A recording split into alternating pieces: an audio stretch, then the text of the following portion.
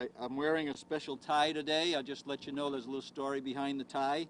It's a school bus tie, but when I was working in Cumberland to help our public schools in the town of Cumberland, our district schools, I was working on bonds, and I don't know if anybody remembers, but Senator Roger Beto was in our district, and he came by and he says, "Mayor, you're really working hard for the kids. I'm going to give you my tie." So I've kept that for about 15, 20 years now. So that when I come out, I always remember the senator who was a big advocate for our young people in the state. So, and I have been an advocate for all district schools, all public education. I just want to just clarify too, as I'm here. I'm not the charter guy. I'm for the kids that ride these buses, and that's what I'm here today for. And I want to thank the parents and students and advocates who are here with us today. I'm proud to lend my voice to their efforts and their movement, and we're here to talk about one of the most pressing issues of our time, providing all students with access to high-quality public education.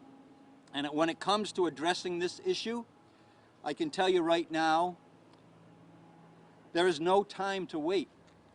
As Rhode Island students return in full person to school, we know a lot about the impact COVID-19 has had on their learning.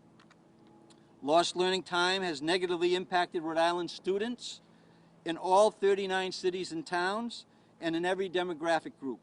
Whether you're in a private school, a public school, or a charter school, all our students, boys and girls, have been impacted by the COVID and the lost learning during this time frame.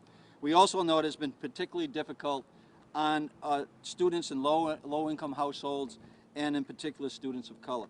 Now, as the parents of the most vulnerable students evaluate learning opportunities and their options available to their kids, the General Assembly is considering placing even stricter limits on their choices by placing a moratorium on public charter schools, and it makes no sense.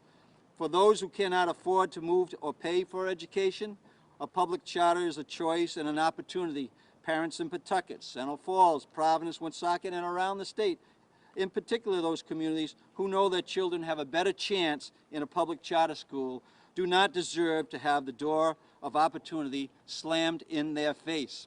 This would be a mistake in any year, but especially in this year of historic challenge from the pandemic and historic opportunity from new federal investments funds that are available for our public schools. Rhode Island will receive over $400 million of federal education funding through the American Rescue Plan. There's a great work ahead of us to ensure that we spend it wisely. A charter moratorium should be the last thing we debate at this moment in time, yet we seem to be all spending a lot of time and energy on it. Now is the time for Rhode Island to be focused on creating more high-quality educational opportunities for all our students, not fewer for some.